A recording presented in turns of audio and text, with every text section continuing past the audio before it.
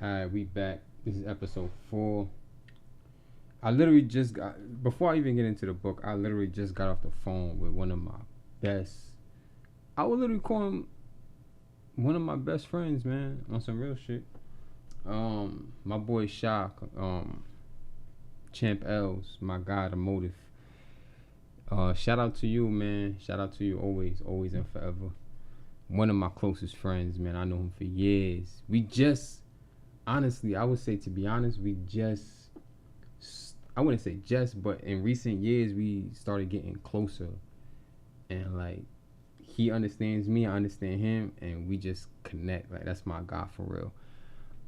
Other than that, I'm kind of tired. I ain't gonna lie. So, and this chapter look like it got way more. It's a little bit longer than the rest of the chapters that I did so far. I just lit a candle, so I don't know if y'all gonna hear it. It's kind of crackling a little bit. It's called. It's from Aromatics. It's called Stress Relief, Eucalyptus and Spearmint. It's pretty. One of my favorite candles. So let's get into it. Y'all already know how it goes. I'm gonna read it. I'm gonna read this chapter. Give my thoughts. Give my little interjections in between, and we'll take it from there. See if we can learn something about ourselves today. I think that might be my new caption. Let's see if we can learn something about ourselves today. Let's see if we can learn something about ourselves today. I gotta find a way to say it. You know what I mean, to make it somewhat catchy. Also, when I got off the phone with Shah, he said he was gonna call me back, so I don't know if he gonna call me back or not. He usually don't, but you know, black people stuff. Anyway, let's get into it. Chapter 4 is called The Gift of Fear. And I read that title and instantly I thought, I don't agree with this.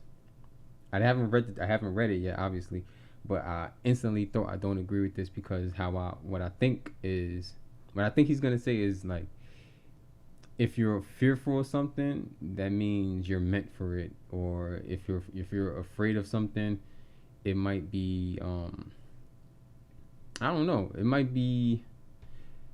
I just don't agree with just those 4 words, the fear.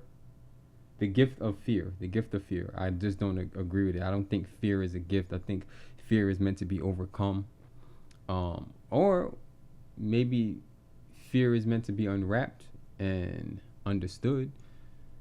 So we could take it that way. I don't know. Let's get into it though. Fear is a gift. I'm talking about the fear we have that gives us a jolt when in danger. The jolt gives us either what's necessary to deal with that danger or what's necessary to get the fuck out the way.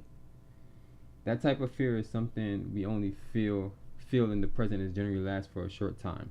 Okay, now I agree. Let's continue. Humans are funny creatures. I know. Humans are funny creatures because we can carry fears even when out of danger. If you've been a victim of a crime, you know how it lingers and disrupts the normalcy of your life for quite some time. It messes with your sleep, keeps you on the edge in seemingly safe situations, and can serve to paralyze you when you try to move forward. I could attest to that somewhat because I've been in some car accidents in my days. If you know me, you know. But those couple days and weeks after accident, it's a double-edged sword because those couple days and weeks after you get into an accident, not only are you like most likely driving a rental, so you're already like, oh my god, I don't like driving rentals because it's a whole nother headache. But then you're also scared because most of the accidents that I've been in were not caused by me.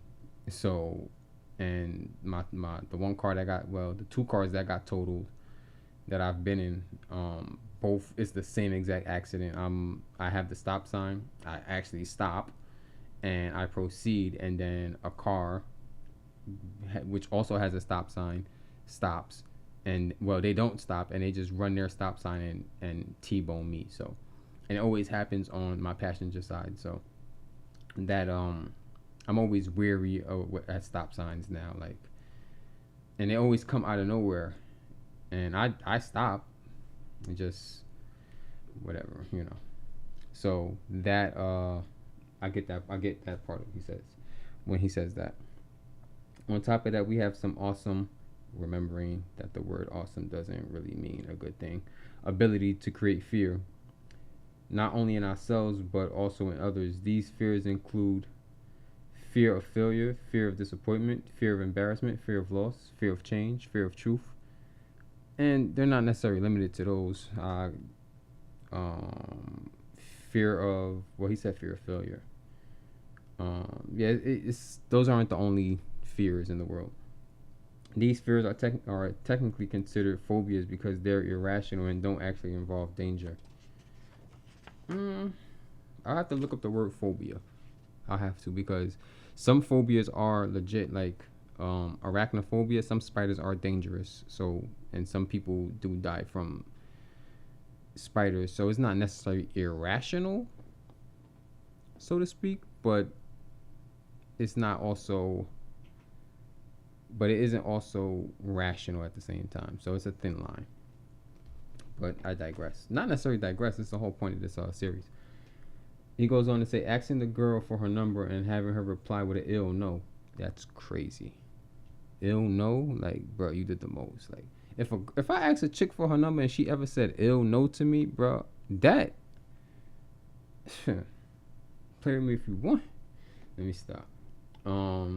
It implies ill no is going to be the end of your existence. It may feel shitty, and the desire to not feel shitty may keep you from asking her. The same way the fear of disappointing others keeps you from switching out of the biology class into modern dance class, dating outside your bubble, or leaving your job as a teacher to become a rap singer. A rap singer? A rap singer? What is he? Drake? These these phobia types the phobia type fears aren't gifts like the adrenaline rush you get when the car in front of you stops suddenly and you need to react to the sweet. That adrenaline goes away after a few minutes since it has served its purpose. Phobias can only grow in magnitude and multiply. Phobias only seem to grow in magnitude and multiply. Makes sense. We all have these phobias, and the ones we carry are as unique as we are. Agreed. As a mass of people, we have collective phobias, and these phobias have been exploited and used to control us like lab rats for decades.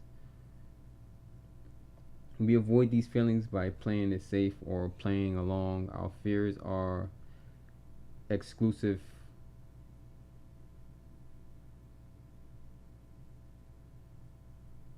Our fear of exclusion motivates our assimilation.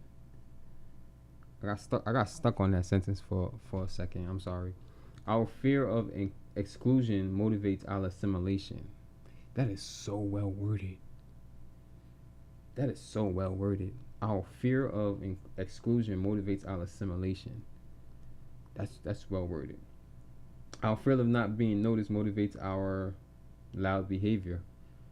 Our fear of loneliness motivates our personal sacrifice and compromise, and compromises we think are necessary to be accepted by others. We're all doing the same dance, but think we're in it alone because we're moving to different music. Fire. The courage we need to develop. I gotta put my glasses on. The courage we need to develop is not the knight in shining armor, super dope, confidence, unfazed courage. It's the recognition of what we fear and deciding that even with the tiniest baby steps, we move forward despite it. What you fear isn't the roadblock. Allowing the fear to keep you from moving is the real obstacle. FDR, Franklin Delano Roosevelt, said it during one of America's lowest times. The only fear is the fear itself. Whenever we have issues or find ourselves feeling uneasy or hesitant, I ask myself, what are you afraid of? Answering that question clarifies who I am. And in the first steps it's the first step to overcoming the fear. In most cases, what I fear is dramatically worse than the reality of the situation. As I go through these adventures, being a public figure and hear every opinion across the spectrum, everything I ever feared people would think of me, they already have. Yet here I am. I'm breathing. Beard is still soft. Rhymes only getting better. Learning lessons even quicker. I've seen people dig themselves out of millions of holes worse than mine and create my phobia. What? Anyway, no one is fearless, but the bravest people I know are those who are most in tune with their fears and phobias and have decided not to let them get in the way of their happiness. As always, I'm going to require you to have a conversation with yourself to discover these fears. Identifying them will be the first step to conquer them. So, this episode also has homework. What are you afraid of? What are your fears? And have a conversation with yourself and figure out where these fears stem from. Figure out why you have them and figure out how to overcome them. Most of the times, they're considered what he would call a phobia, which is an irrational fear, and you should be able to overcome that by pushing through it. So I think he mentioned one of my biggest fears, and it's the fear of failure. And I kind of mentioned this again in one of the other episodes, is that I hold myself to such a high standard that even what some people would consider the top, to me, is failure. So, like, people that consider themselves straight C students, C students still graduate. They still get the same degree that I get. And that's fine by them. Me, that's a complete failure. I can never see myself getting a C. That will break my heart.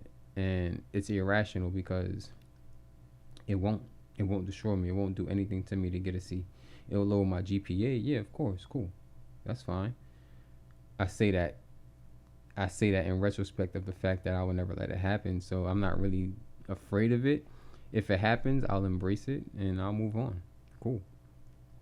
And so coming into this, again, I would say I didn't necessarily agree that fear, the gift of fear, that title alone, I didn't necessarily agree with it. And to be honest with you, I still don't necessarily agree with it being a gift, even though I understand where he's coming from with it.